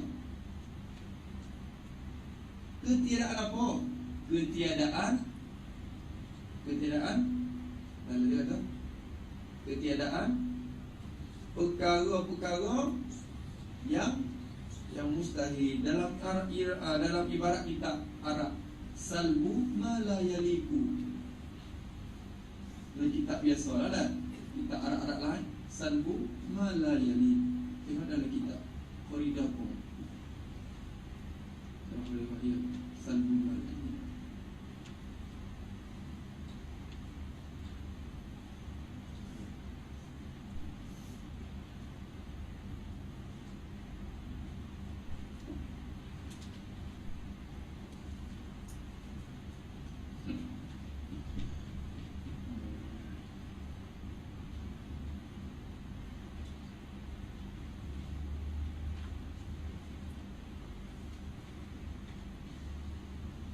Ketiadaan tidak.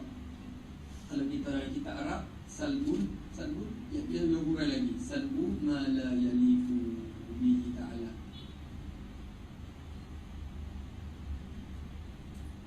Billah. Salbun ma la yaliku billah. Maka bila kita faham sini, kidam ialah sifat yang jenis salbun. Jadi salbun ma la yaliku billah.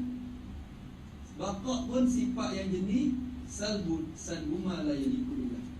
Sama sangat. Ada. Apa makna salbun? Ketiadaan.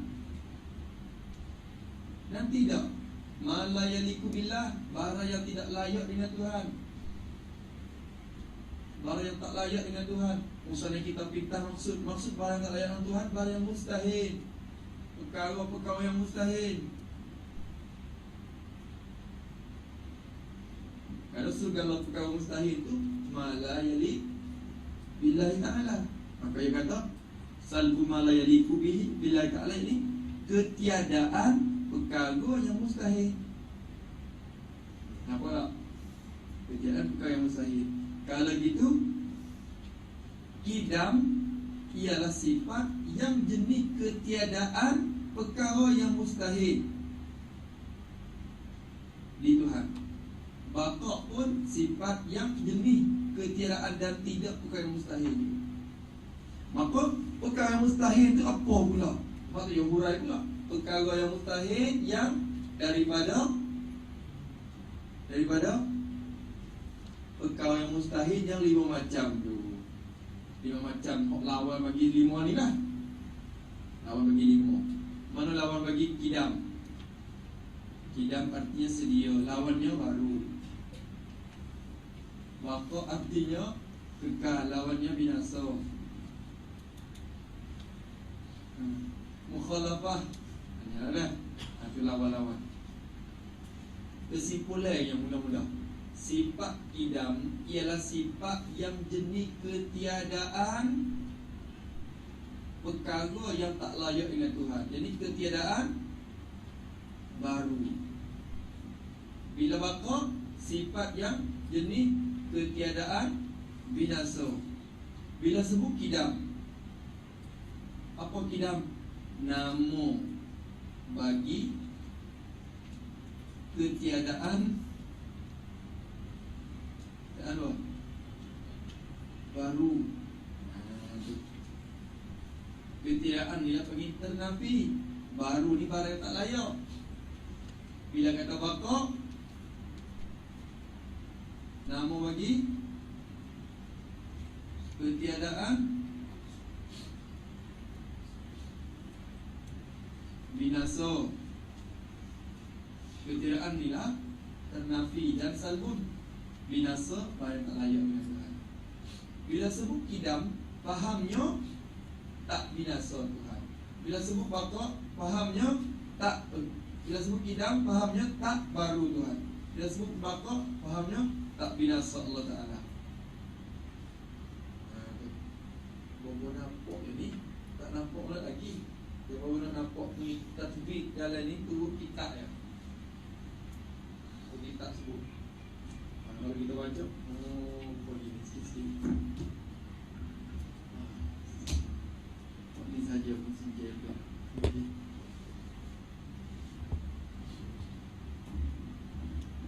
Dah, head up sikit. Oh.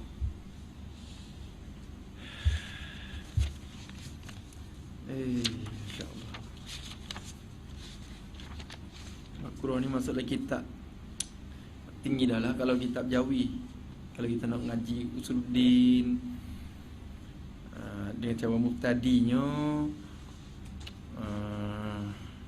dengan cara muqtadinya, kalau kita tak tahu apa ni mula kita mengaji Al-Quran ni, kita tak faham Usuluddin betul-betul lagi. Kita kena ada kitab yang lain buat tangguh. Awak tangguh.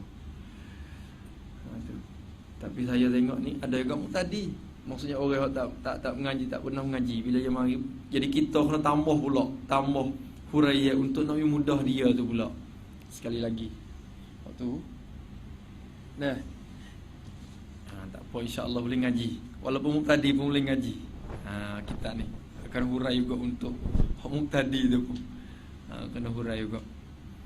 Kata musannif, kerana adalah sebab Allah mahadullah. Sebab apa dinamakan salbiyah? Kerana adalah hakikat tiap-tiap satu daripadanya. Maksud hakikat mafhum ataupun pengertian yang dapat daripada tiap-tiap satu daripada 5 tu.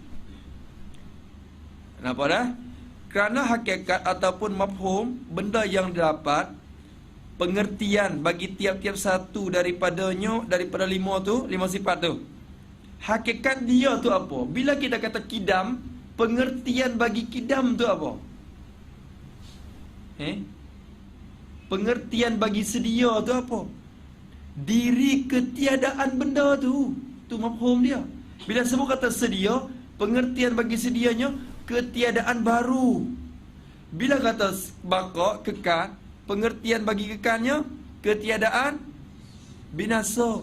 Diri ketiadaan tu. Diri ketiadaan tadi. Ketiadaan apa? Ketiadaan perkara yang mustahil tu, baru tu mustahil.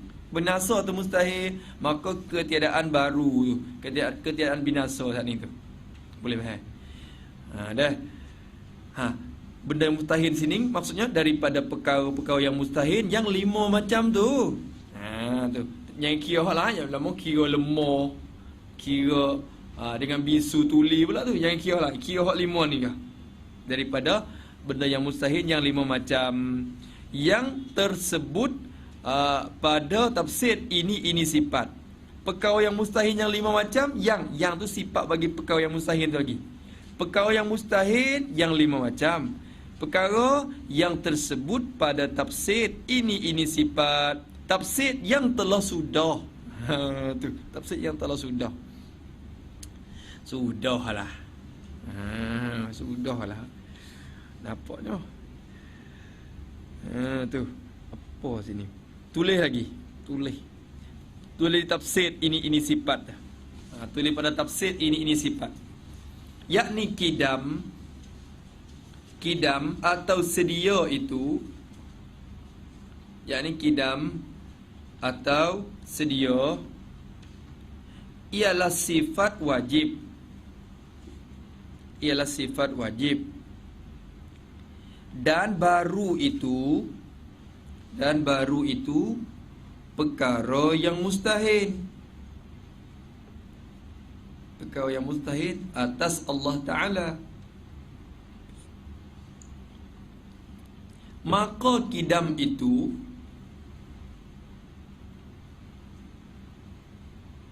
pengertiannya ialah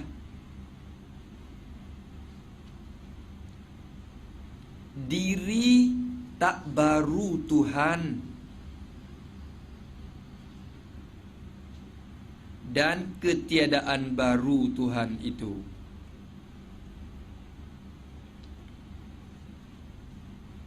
Sambung lagi. Baqa atau kekal. Baqa atau kekal itu sifat wajib. Dan binasa itu perkara yang mustahil. Perkara yang mustahil atas Allah Ta'ala. Perkara yang mustahil atas Allah Ta'ala. Maka mafhum dan hakikat bagi baqa itu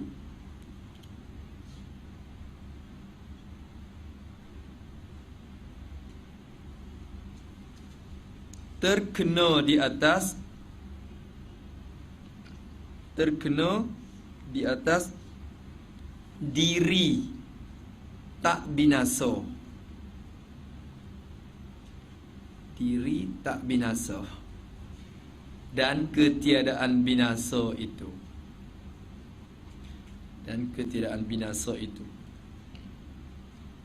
Ila akhirnya, kiaslah hingga akhirnya. Kiaslah hingga akhir sifat salbiyah. Kidam sifat wajib mustahilnya baru. Maka hakikat bagi sifat kidam tu apa? Tak baru tu. Tu hakikat dia. Hakikat bagi sifat kidam ataupun maksud ataupun mafhum yang dipahamkan daripada sifat kidam ialah tak baru tu. Bila sebut kata baqa sifat wajib, mustahilnya binasa. Maka pengertian bagi baqa tu ialah diri tak binasa tu lah. Dah. Diri benda tu, diri tak binasa tu. Tu. Tu. Boleh. Faham tak? Faham. Buat faham gitulah. Buat faham dulu. Buat faham, buat.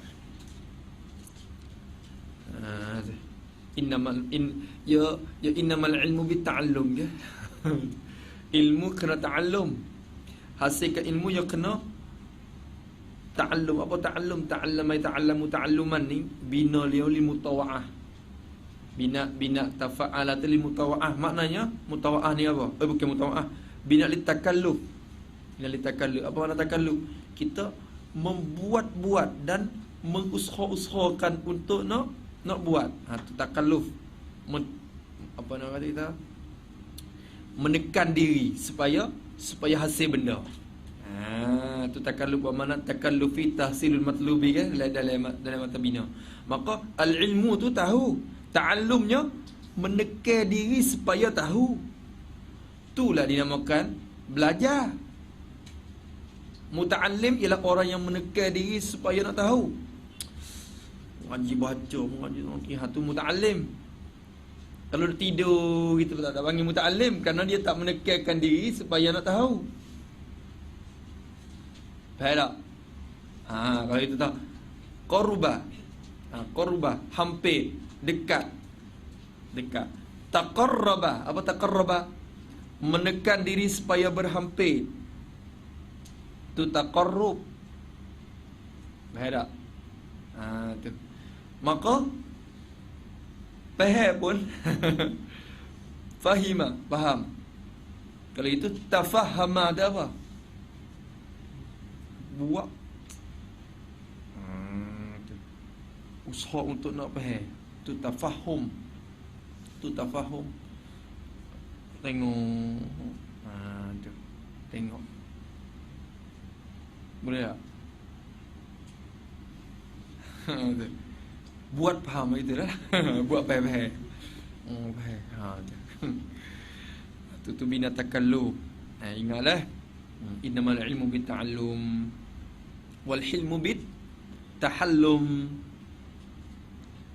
wal qurbu bit taqarrub. Nanti maka nak menangis pun kena buat menangis dulu. Mula-mula tak apalah, mula-mula kita tak rasa sedih lagi, tak sedih. Tapi buat-buat sedih dulu akan hasilkan sifat sedih tu lagi. Tu. Aduh, tak reti, tak faham lah. Tu. Dia akan hasil sedih, mari sedih. Dia kena ada juga. Maka sunat juga kalau kita kata menangis itu hasil pahala, maka sunat juga kita membuat menangis-nangis. Kalau kita duk munajat dengan Tuhan, buat menangis walaupun tak keluar air mata lagi pun sunat buat kita menangiskan. Tu kena buat. Kalau itu kena buat pahal-pahal tiklah. Dah. Lagi kata musannif rahimahullahu taala, tu yang tersebut, dan ketiadaan dan tidak itulah. Kalau dan ketiadaan dan tidak, itulah makna bagi lafaz nafyun tu. Ketiadaan dan tidak tu, itulah makna maksud pengertian bagi lafaz nafyun. Lafaz nafyun yang tersebut pada kitab-kitab Arab. Bila kita jumpa dalam kitab Arab nafyun, pengertian nafyunnya apa? Ketiadaan. Bukan makna menafi. Bukan makna menafi. Nafyun dia makna intifak. Intifak ni ternafi. Ternafi ketiadaan tu. Dia tak sama tu. Kalau kita nafyun dengan makna nafi betul-betul, bukan tidak, maknanya menidak. Saya menafi perkataan awak. Yang ni saya menidakkan perkataan awak. Saya kata perkataan awak tu tak betul. Tu menidak, faham menidak? Tu menafi. Boleh tak? Tu. Ada. Aku kata, orang tu kata, tak. Tu menafi. Tu menidak, faham menidak? Menidak. Maka nafyu bukan makna menidak. Nafyu dengan makna tidak. Ya. Faham pula kat situ. Boleh faham? Kalau kita kata menafi, kita perempuan tu dia mula-mula bila lepas pada berkahwin, lepas pada kahwin, bulan pertama tak datang haid dah, tak datang haid perempuan tu. Kerana ni tak datang haid ni tahun ni. Lekat perut. Orang kata ni kata dah. Lekat perut apa maknanya? Apa lekat perut?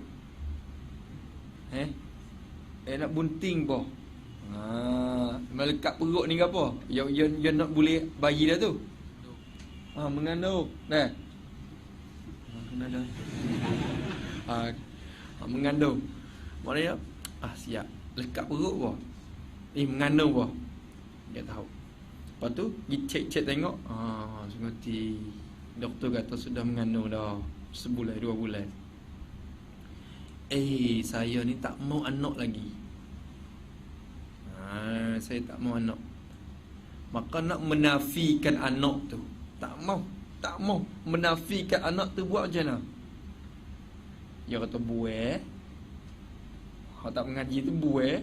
Dia kilah-kilah ulama kata buka-buka buku kitab. Kata kau doyan ni ada ni. Kata kau mana pula lah. Tak tahu lah. Yang bulan pertama menafi, membuangkan. Membuang itulah menafikan anak. Tu makna menafi. Begitu juga yang makan ubat ni mula lagi dah. Makan untuk nak tahankan akan budak tu. Dimula lagi. Kalau kita berkahwin pun 10 tahun pun tak kandung lagi dengan sebab yang makan ubat tu. Ubat yang menahan. Maka ubat tu juga menafikan anak. Tu makna menafi. Faham menafi? Tu makna menafi. Menidakkan ataupun meniadakan benda tu. Dia tak mau benda tu. Yang menafi. Kita menafi. Adapun ternafi, dia tak serupa dengan menafi. Tadi menafi yang makan ubat tu untuk menafikan anak. Bersalah dengan orang yang manu. Orang manu tu. Orang tu manu. Dia tu berkahwin setahun dah, dia tak dapat anak. Tak dapat anak. Sebab dia mandun. Maka mandun tu apa mandun? Mandun ialah nama bagi ketiadaan anak. Mana-mana tu bukan menafi anak. Mana tu ternafi anak. Dimula lagi. Bila seorang tu bersifat dengan mana, ya, ketiadaan anak dan tidak anak, ternafi anak pada mula-mula tu lagi dah. Itu dah.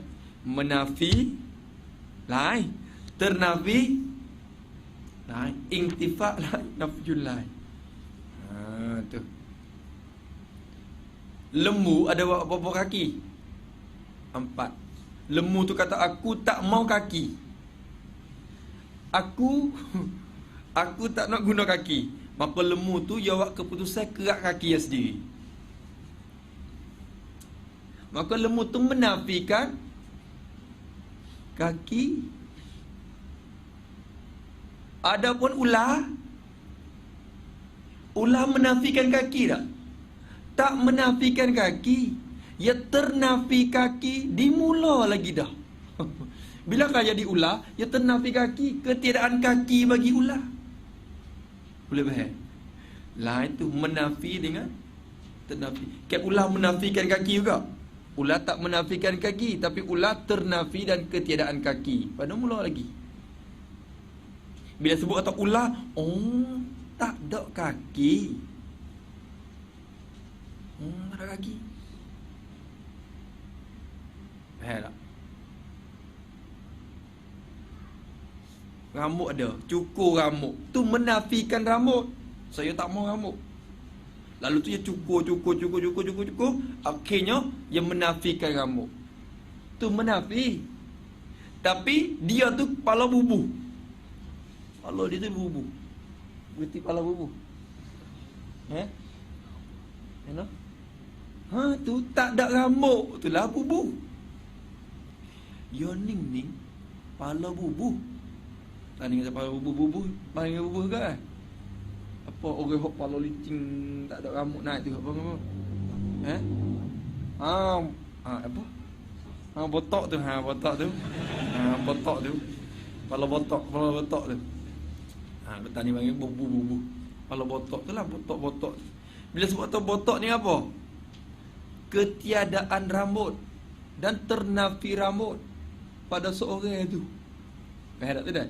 Ia bukan menafi rambut. Aku nak rambut. Tapi nak apa tak boleh? Botok tu. Maka bila botok tu ternafi rambut. Dah mula jadi tu lagi. Lain pada dia rambut banyak tadi, dia cukup hok tu menafi rambut. Beza antara makna menafi dan ternafi. Belum Maka kidam, baqa' mukhalafah, sifat yang ternafi. Apa makna?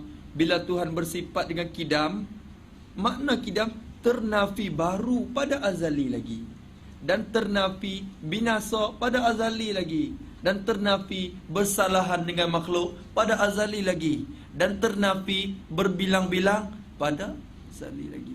Tu sifat yang ternafi. Intifa. Bila sebut sedia, dah. Bila sebut botok, tak ada rambut. Bila sebut ular, tak ada kaki.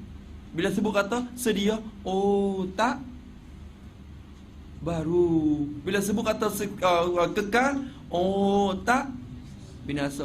Itulah salbiyah. Sifat yang jenis, bila kita sebut dia, kita akan faham ternafi benda yang mustahil di Tuhan. Ternafi benda yang mustahil di Allah Ta'ala. Bukan menafi. Bukan menafi betul-betul. Kerana apa? Alasan depan lagi. Bukan makna melawani ataupun menafi itu tak. Musannaf kata. Allahu Akbar. Nak boleh faham dah? Nafi yang tersebut pada kita Arab. Ingat mula? Itulah makna bagi lafaz nafi yang tersebut pada kita Arab. Sebut di mana? Pada ini bicara. Pada tu badal pada kita Arab.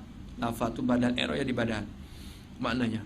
Jadi lafaz yang tersebut pada kita Arab, yakni pada ini bicaraan.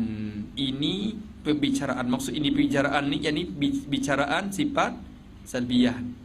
Apabila disebutkan lafaz nafyun dalam kita Arab, sebut pada bicara sifat salbiyah, nafyun dengan mana intifa. Ingat, nafyun dengan mana ketiadaan dan tidak. Tu dia, Allahu Akbar. Dan di beberapa tempat yang lain-lain lagi, dan beberapa tempat yang lain-lain lagi, atau pada ini bicaraan. Pada ini bicaraan, dan pada beberapa tempat yang lain-lain lagi, lain daripada bahasan sifat salbiyah ni. Kalau pergi jumpa salbun, ada di mana insila. Ingatlah dah. Ya tu ya faham daripada wazan infi'an tu dah. Bina mutawa'ah infi'an. Dia tak serupa dengan nafyun tu bina li ta'diyah. Dia tak sama dari situ. Nafyun kalau kita pakai makna melawan ataupun menafi, itu makna ta'diyah. Gi kandak kepada mutaaddi. Ada mutaaddi dia. Faham tak dah? Bila kata kasrun memecah tu ta'diyah. Bila inkisar, terpecah tu je kesan daripada memecah tu. Ya lain, terpecah dengan memecahkan. Lain tak? Tertengok dengan menengok. Lain. Menengok. Apa menengok? Melihat tu menengok. Tertengok, terlihat. Beza dua tu. Melihat dengan terlihat sama tak? Tak sama. Melihat berdosa, terlihat tak berdosa. Tak itu. Perempuan lalu melihat. Tu berdosa. Tapi je lalu kita pun tu terlihat, tu tak berdosa. Kali pertama tu terlihat, kali yang kedua melihat. Baru berdosa bila kita ulang kali yang kedua. Maka Tuhan tak kira hak terlihat tu, kira hak melihat. Menengok. Tu. Dah. Boleh faham dah? Kalau gitu ter tu beza. Ter dengan meng tu beza. Menafi lain, ternafi lain maksud. Allah sini pun. Dah. Habis situ. Kalau amati sikit tempat ni yang lebih Baqarah ni beberapa tempat yang jadi beza, perbezaan sikit. Dengan tempat yang lain jadi kena jaga. Musanya kita tolong jaga. Masya-Allah. Dah habis. Bila kita ngajak orang kampung ni tak kena hurai banyak sangat, tak apalah. Hurai kata, kudrat ni apa? Kidam ni apa? Bila sebut kidam, kita fahamnya tak baru Tuhan. Tak baru itulah nama salbiahnya. Tu bahaya dah. Cukup dah. Bila sebut kata baqa' kekal, kita faham apa? Tak binasa Tuhan. Tak binasa tu namanya salbiah. Cukup dah tu orang awam dah. Tapi kita duk faham-faham ni untuk nak mengajar demo tu kita kena tahu dulu. Kena tahu lebih dulu. Habis itu. Musannif kata, bukan dikehendaki dengan nafi itu, bukan dikehendaki dengan nafi itu, bukan maksud dengan nafi, bukan dikehendaki dengan nafi itu, nafi yang tersebut pada kitab-kitab Arab tu, pada ini pembicaraan ni, bukan dikehendaki dengan nafi itu makna melawanikan dah. Bukan makna menafi. Menafi tu bahasa Arab pula tu. Kita duk kata menafi tu, saya menafi. Tu pun bahasa Arab. Bahasa Melayu apa? Menidak, melawani. Menidak, meniadakan. Bukan meniada. Meniada ni i'dam pula. Menidakkan. Tu. Dan melawanikan, menafikan, menolakkan. Dia kata tu. Tu. Melawani. Musa kata melawani, menolakkan. Menafikan. Tu bukan makna nafi dengan makna menafi, menolak itu dah. Separa rambut tak ni kita menolakkan rambut. Sebab kita tak mau dia. Kita cukur. Tu melawanikan rambut. Aku lawan denganmu. Aku lawan. Dia tumbuh, aku lawan. Bila tumbuh kita lawan. Melawankan dia dengan mencukur. Orang panggil melawani ataupun menolakkan dia. Tu makna nafi dengan makna menidak, melawan. Tapi maksud nafi itu bukan makna tu. Bukan makna melawanikan dah. Faham tu dah? Tu dia. Sebab tu masalah terjemah tu ketiadaan. Bila sebut kidam, sedia, bukan sedia tu menidakkan akan baru. Bukan sedia tu melawankan dan menolakkan akan baru tu. Maknanya ketiadaan baru. Tu dimula lagi. Tak apalah. Dan ialah makna yang bersegera kepada faham kita daripada perkataan mereka yang mengibarat dengan katanya menafikan. Ini musannif nak isyarat kepada perkataan setengah-setengah ulama Melayu kita, seperti Syekh Ahmad dalam kitab Faridatul Faraid, Syekh Daud dalam kitab Durrus Samin wa hakaza. Ulama-ulama dulu pada Mekah ni ibarat dengan kata menafi semua. Sifat salbiah ialah sifat yang menafikan perkara yang tidak layak dengan Tuhan, yang menafikan. Maka segera musannif kata bila sebut kata menafi, segera fahamnya melawani ataupun menolak. Segera fahamnya. Padahal maksudnya bukan gitu. Maksudnya ialah ketiadaan dan tidak. Dan ialah makna melawani itu apa? Makna melawani itu ialah makna yang bersegera kepada faham kita. Makna yang selalu faham oleh kita. Faham daripada perkataan mereka. Mereka ni ulama lah, daripada ulama-ulama Melayu kita.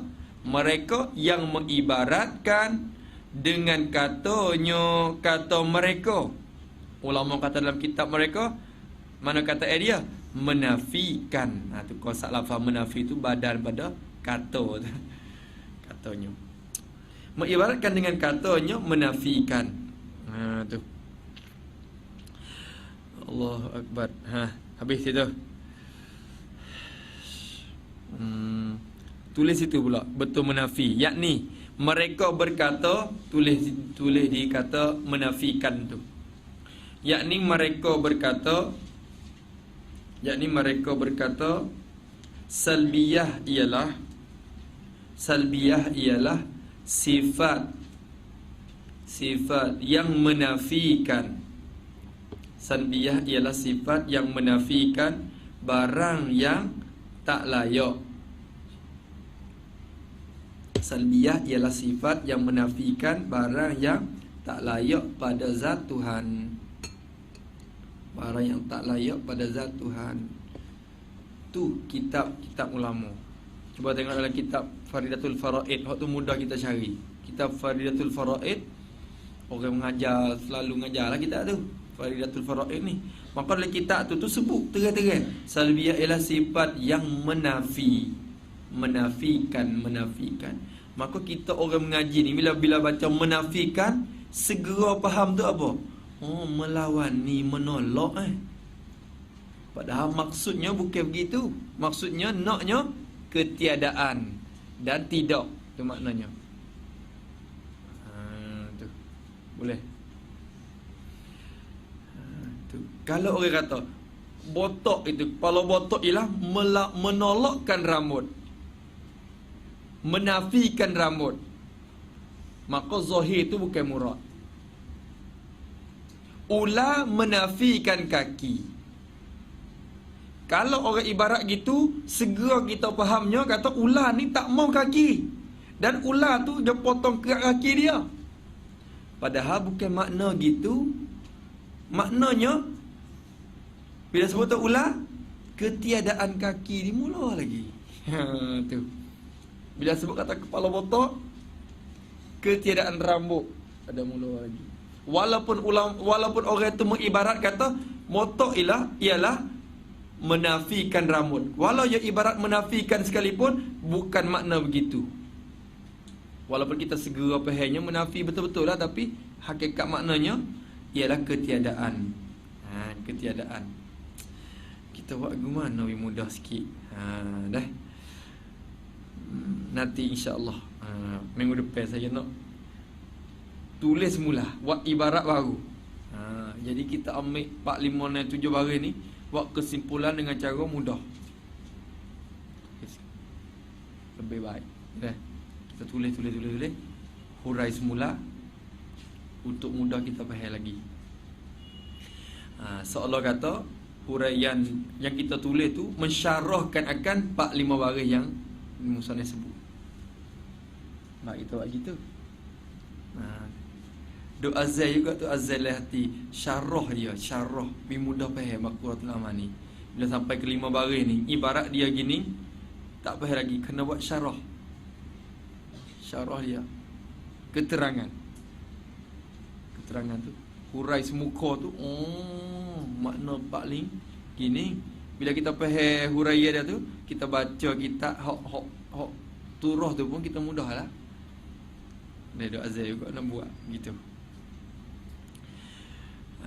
Lagi cukup dah kok. Lagi pun banyak masa. Dia kata habis itu segala yang mustahil, kerana bahawa melawanikan segala perkara yang mustahil itu tidak ketentuan dengan sifat salbiyah jua, hanya merataikan sifat-sifat yang wajibah semuanya. Maka hendaklah sedar, saudara-saudara yang muskil. Ni isyarat kata payah. Musannaf ibarat gini, guru kata, isyarat kata tempat ni payah sangat. Sebab tu musannaf mari, maka hendaklah sedar. Saudara yang muskil. Ibarat tempat ni payah. Jarang-jarang dalam kitab musannaf yo jaga gini. Maka hendaklah sedar ni, tak ada jarang-jarang. Maka bila musannaf isyarat dengan hendaklah sedar ni, isyarat kata tempat ni payah sikit. InsyaAllah kita sambung semula.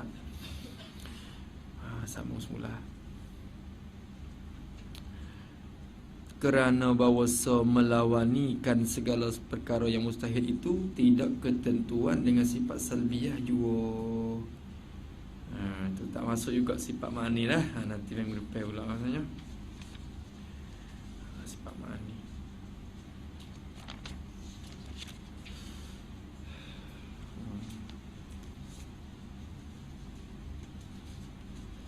Allahu Akbar.